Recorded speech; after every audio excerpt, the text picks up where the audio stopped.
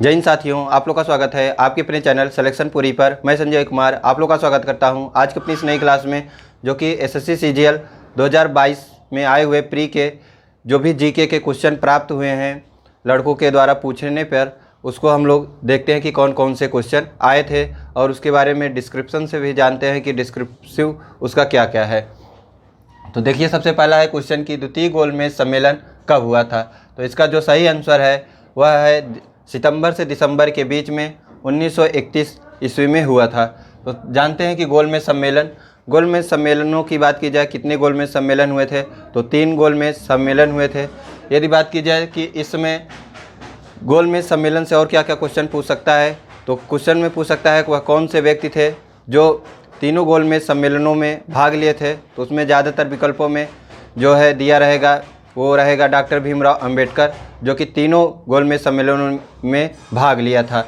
यदि बात की जाए कि द्वितीय गोलमेज सम्मेलन में कौन भाग लिया था, तो द्वितीय गोलमेज सम्मेलन में कांग्रेस की तरफ से जो है नेता बन के गए थे महात्मा गांधी, और कांग्रेस की तरफ से एकमात्र गोलमेज सम्मेलन वह था द्वितीय गोलमेज सम्मेलन जिसमें महात्मा गांधी ने भाग लिया था। यदि बात की जाए प्रथम गोलमेज सम्मेलन कब हुआ था, तो 1930 ईस्वी में हुआ था। यदि बात की जाए प्रथम गोलमेज सम्मेलन के दौरान वायसराय कौन था, तो डॉक्टर इरविन था, लॉर्ड इरविन था। जबकि दूसरे और तीसरे में जो था वह था वेलिंगटन। तो दूसरे और तीसरे में वायसराय जो था वह लॉर्ड वेलिंगटन था, जबकि प्रथम में इरविन था। यदि बात की जाए कि इसमें प्रधानमंत्री कौन था, तो लॉर्ड मैकडॉनल्ड था, जो कि तीनों गोलमेज सम्मेलन के दौरान वह प्रधानमंत्री रहा।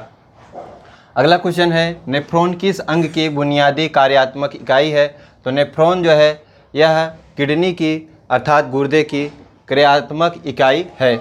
अगला क्वेश्चन है, 2020 का साहित्य नोबेल पुरस्कार किसे मिला है। तो 2000 यह देखिए क्वेश्चन में पूछा है 2020 का साहित्य नोबेल पुरस्कार किसे मिला है। तो यह मिला है लुईस ग्लुक को। लुईस ग्लुक की बात की जाए, यह कौन है, तो यह जो है अमेरिका की कवयित्री हैं जिनका नाम लुईस ग्लुक है। यदि बात की जाए 2021 का साहित्य नोबेल पुरस्कार किसे मिला है, तो 2021 का जो नोबेल साहित्य पुरस्कार है वह अब्दुल रज्जाक गुलमान को मिला है। अगला क्वेश्चन है कि देवमाली सर्वोच्च पर्वत शिखर किस राज्य में स्थित है। तो देवमाली सर्वोच्च पर्वत शिखर है जो है यह उड़ीसा राज्य में स्थित है। यह उड़ीसा के पूर्वी तट पर जो है स्थित है। अगला है, और यह जो है उड़ीसा का सर्वोच्च शिखर भी है। अगला है कि देश की जीडीपी में भारत के देश की जीडीपी किस में दिखाई जाती है। तो भारत देश की जो जीडीपी है वह रुपया डॉलर में दिखाई जाती है। अगला क्वेश्चन है कि बाबर का पुराना नाम क्या था। तो बाबर का जो प्राचीनतम नाम या पहला जो नाम था वह जहरुद्दीन मोहम्मद था। यदि बाबर के पिता की बात की जाए कि बाबर के पिता कौन थे, तो जो बाबर के पिता थे उमर शेख मिर्ज़ा थे, जो कि फरगना राज्य के शासक थे।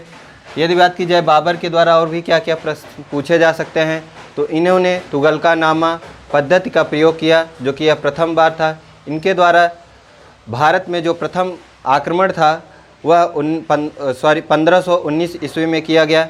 इनके द्वारा जो है भारत में 5 बार आक्रमण किया गया। इनके द्वारा जो प्रमुख युद्ध लड़े गए वो पहला था पानीपत का युद्ध, दूसरा है खानवा, और तीसरा है चंदेरी, और चौथा है घाघरा का युद्ध।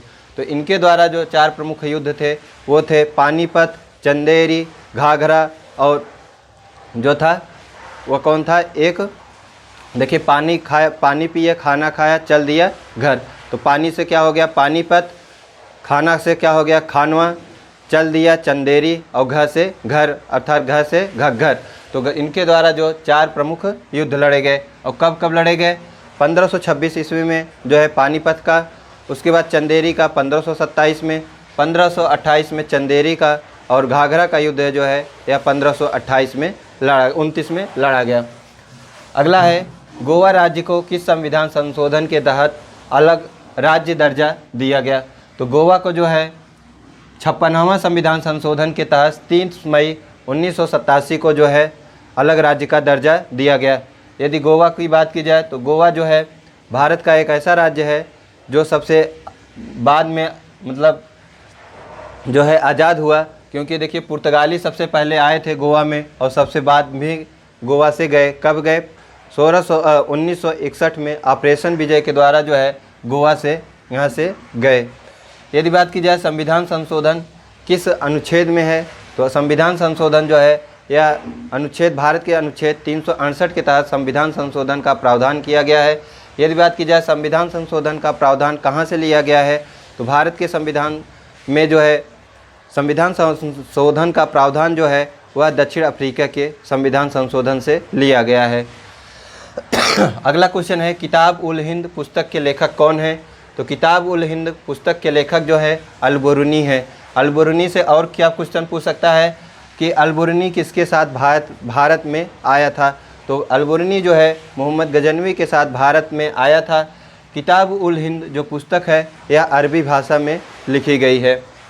अगला है इलेक्ट्रॉन वोल्ट की किसकी इकाई है। इलेक्ट्रॉन वोल्ट जो है वह किसकी इकाई है, अर्थात इलेक्ट्रॉन वोल्ट किसका मात्रक है, तो यह किसका मात्रक है, ऊर्जा का। अगला क्वेश्चन है मोरारजी देसाई के बाद भारत के प्रधानमंत्री कौन बने, तो देखिए मोरारजी देसाई जो कि इंदिरा गांधी के बाद प्रधानमंत्री हैं और उसके बाद मोरारजी देसाई के बाद कौन बनते हैं, चौधरी चरण सिंह जो कि 1979 ईस्वी में बनते हैं।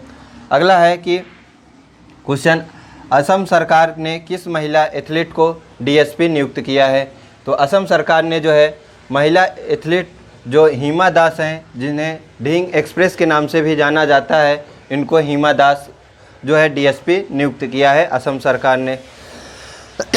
अगला क्वेश्चन है कि दयानंद सरस्वती के बारे में निम्न विकल्पों में कौन सा गलत है, तो आपको बताना है कि इन 4 विकल्पों में दयानंद सरस्वती के बारे में जो दिया गया है कौन सा गलत है। विकल्प ए है वे आर्य समाज के संस्थापक थे, ये विकल्प सही है कि इन्होंने जो है आर्य समाज की स्थापना की थी।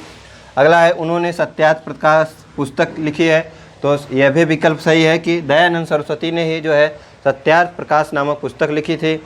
अगला विकल्प है उनका जन्म जो है गुजरात में हुआ था, तो यह भी सही है, उनका जन्म जो है गुजरात में हुआ था। लेकिन देखिए विकल्प जो है ब्रह्म समाज के संस्थापक थे, तो ये देखिए गलत है। देखिए ब्रह्म समाज के संस्थापक राजा मोहन राय थे।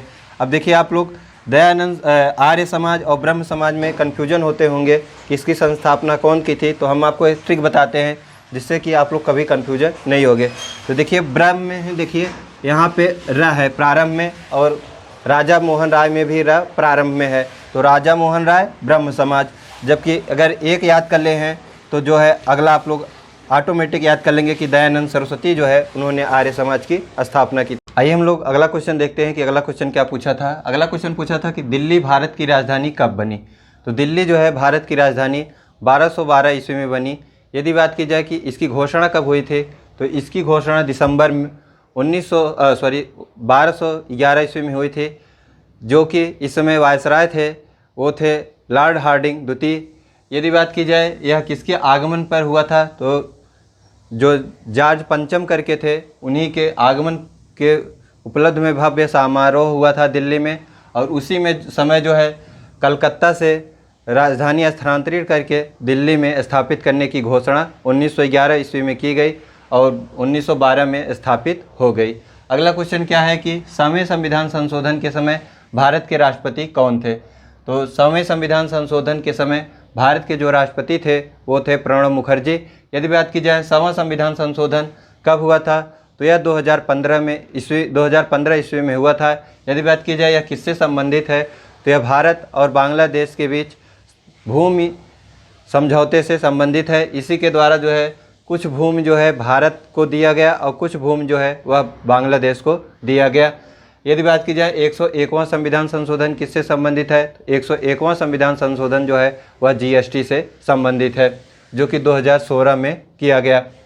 अगला क्वेश्चन, यदि संविधान संशोधन की बात की जाए तो संविधान संशोधन जो है भारत के संविधान में 368 में प्रावधान किया गया है। यदि बात की जाए कि यह किस संविधान संशोधन से लिया गया है, तो हमने आपको बताया था कि दक्षिण अफ्रीका के संविधान संशोधन से लिया गया है। अगला है कि राखी गढ़ी किस राज्य में है, तो राखी गढ़ी जो है हरियाणा राज्य में स्थित है। अगला क्वेश्चन है कि खरीफ की फसल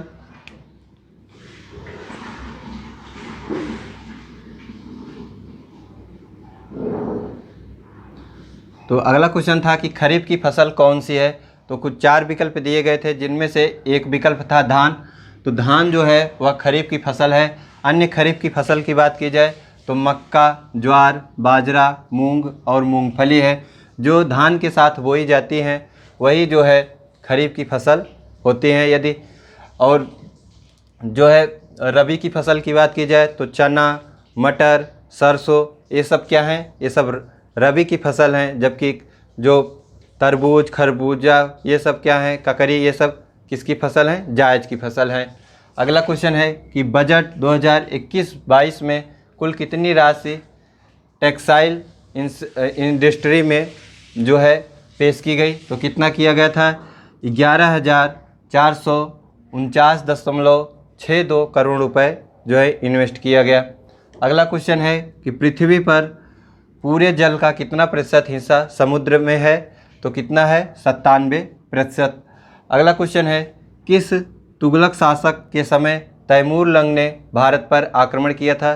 तो तैमूर लंग ने जब भारत पे आक्रमण किया था तो उसमें जो भारत में शासन कर रहा था वह था नसीरुद्दीन मोहम्मद तुगलक। तो मोहम्मद तुगलक का जो पूरा नाम था वह नसीरुद्दीन मोहम्मद तुगलक था, जो कि एक तुगलक वंश का यह सबसे पढ़ा लिखा शासक था। लेकिन इसके समय में जो है इसके द्वारा जो किए गए कार्य थे वो उस समय की जो कार्य किया गया था उसके अपेक्षा सही नहीं था, और इन्होंने ही जो है दिल्ली से दौलताबाद अपनी राजधानी को स्थानांतरित की थी।